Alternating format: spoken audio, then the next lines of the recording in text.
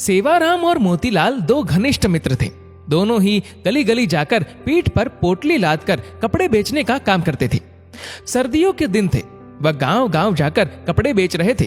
तभी सेवाराम को एक झोपड़ी के बाहर एक बूढ़ी माई दिखी जो कि ठंड से कांप रही थी।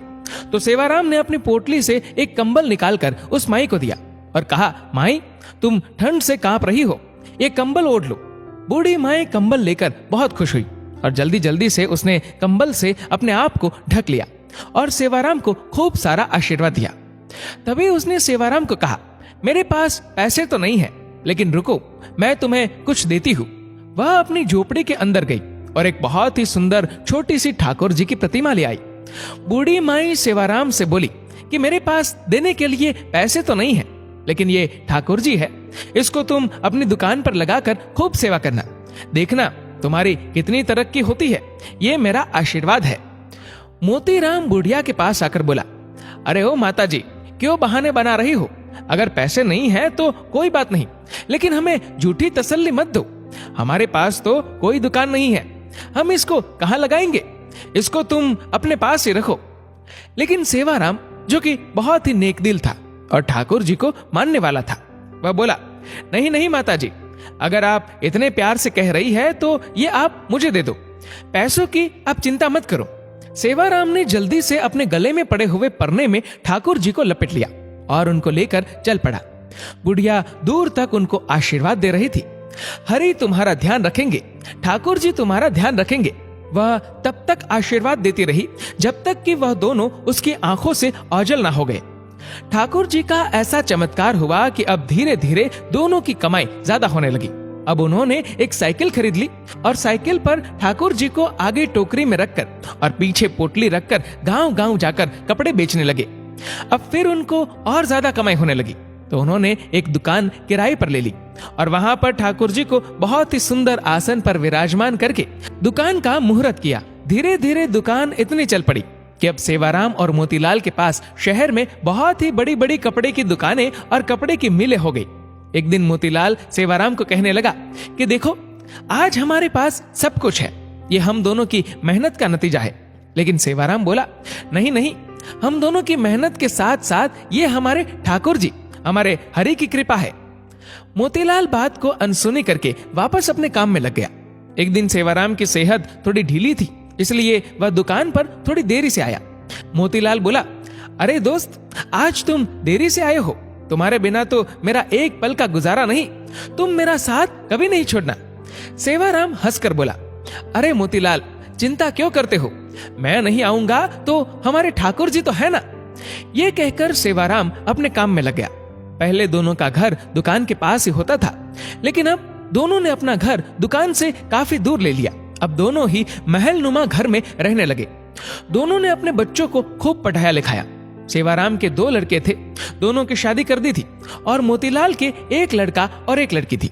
मोतीलाल के लड़के की शादी हो चुकी थी, जबकि उसकी लड़की की शादी होना अभी बाकी था। सेहत ढीली होने के कारण सेवाराम अब दुकान पर थोड़े विलंब से आने लगा। एक दिन वह मोतीलाल से बोला, अब मेरी सेहत ठीक नहीं रहती, क्या मैं थोड़े विलंब से आ सकता हूँ? मोतीलाल ने कहा, हाँ भैया, तुम विलंब से आ जाओ, लेकिन आया जरूर करो, मेरा तुम्हारे बिना दिल नहीं लगता। फिर अचानक एक दिन सेवाराम 12 बजे के करीब दुकान पर आया, लेकिन आज उसके चेहरे पर अजीब सी चमक थी, चाल में एक अजीब सी मस्ती थी, चेहरे पर अजीब सी मुस्कान थी। वह आकर गद्दी पर बैठ गया। मोतीलाल ने कहा, भैया, आज तो तुम्हारी सेहत ठीक लग रही है। सेवाराम बोला, भैया, ठीक तो नहीं हूं, लेकिन आज से मैं बस केवल 12 बजे आया करूंगा और 5 बजे चला जाया करूंगा। मैं तो केवल इतना ही दुकान पर बैठ सकता हूँ। मोतीलाल ने कहा, कोई बात नहीं, जैसी तुम्हारी इच्छा। अब तो सेवाराम रोज 12 बजे आता और 5 बजे चला जाता, लेकिन उसकी शक्ल देखकर ऐसा नहीं लगता था कि वह कभी बीमार भी है।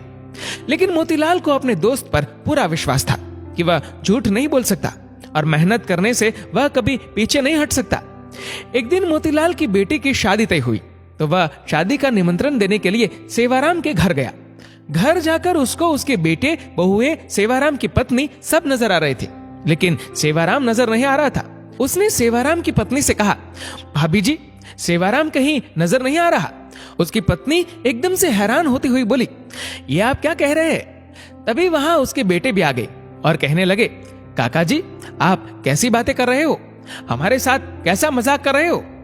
मोतीलाल बोला कि मैंने ऐसा क्या पूछ लिया? मैं तो अपने प्रिय दोस्त के बारे में पूछ रहा हूँ। क्या उसकी तबीयत आज भी ठीक नहीं है? क्या वह अंदर आराम कर रहा है? मैं खुद अंदर जाकर उसको मिल आता हूँ। मोतीलाल उसके कमरे में चला गया, लेकिन सेवाराम उसको वहां भी नजर नहीं आया। तभी अचानक उसकी नजर उसके कमरे में लगी सेवाराम की तस्वीर पर पड़ी। वो एकदम से हैरान होकर सेवाराम की पत्नी की तरफ देखता हुआ बोला, अरे भाभी जी, ये क्या? आपने सेवाराम की तस्वीर पर हार क्यों चढ़ाया हुआ है? सेवाराम की पत्नी आंखों में आंसू भरकर बोली, मुझे आपसे ऐसी उम्मीद नहीं थी भैया कि आप ऐसा मजाक करेंगे। मोतीलाल को कुछ समझ नहीं आ रहा था। तभी सेवाराम का बेटा बोला, क्या आपको नहीं पता कि पिताजी को गुजरे तो 6 महीने हो चुके हैं? मोतीलाल को तो ऐसा लगा कि जैसे उसके सर पर बिजली गिर पड़ी हो। वह एकदम से थोड़ा लड़खड़ाता हुआ पीछे की तरफ हटा और बोला, ऐसा कैसे हो सकता है? वह तो हर रोज दुकान पर आता है। बीमार होने के कारण थोड़ा विलंब से आता है। वह 12 बजे आता है और 5 बजे चला जाता है। उसकी पत्नी बोली, ऐसा कैसे हो सकता है कि आपको पता ना हो? आप ही तो हर महीने उनके हिस्से के मुनाफे के पैसे हमारे घर देने आते हो। 6 महीनों से तो आप हमें दुगना मुनाफा देकर जा रहे हो। मोतीलाल का तो अब सर चकरा गया। उसने कहा, मैं तो कभी आया ही नहीं। 6 महीने हो गए, ये क्या मामला है? तभी उसको सेवाराम की कही बात याद आई। मैं नहीं रहूंगा तो मेरे हरि है ना, मेरे ठाकुर जी है ना, वह आएंगे। मोतीलाल को जब ये बातें याद आई तो वह जोर जोर से रोने लगा और कहने लगा, हे ठाकुर जी, हे हरि, आप अपने भक्तों के शब्दों का कितना मान रखते हो, जो कि अपने विश्राम के समय मंदिर के पट 12 बजे बंद होते हैं और 5 बजे खुलते हैं। और आप अपने भक्तों के शब्दों का मान रखने के लिए कि मेरे हरि आएंगे, मेरे ठाकुर जी आएंगे, तो आप अपने आराम के समय मेरी दुकान पर आकर अपने भक्तों का काम करते थे। इतना कहकर वह फूट फूट कर रोने लगा और कहने लगा, ठाकुर जी, आपकी लीला अपरंपार है। मैं ही सारी जिंदगी नोट गिनने में लगा रहा। असली भक्त तो सेवाराम था, जो आपका प्रिय था। आपने उसको अपने पास बुला लिया और उसके शब्दों का मान रखने के लिए आप उसका काम खुद स्वयं कर रहे थे और उसके हिस्से का मुनाफा भी उसके घर मेरे रूप में पहुंचा रहे थे। इतना कहकर वह भागा भागा दुकान की तरफ गया और वहां जाकर, जहां पर ठाकुर जी जिस गद्दी पर आकर बैठते थे, जहां पर अपने चरण रखते थे, वहां पर जाकर गद्दी को अपनी आंखों से, मुंह से चूमता हुआ, चरणों में लौटता हुआ जार जार रोने लगा और ठाकुर जी की जय जयकार करने लगा। ठाकुर जी तो हमारे ऐसे ही है। सेवाराम को उन पर विश्वास था कि मैं ना रहूंगा तो मेरे ठाकुर जी मेरा सारा काम संभालेंगे। दोस्तों, इस वीडियो को लेकर आपकी क्या राय है, नीचे कमेंट करके जरूर बताएगा।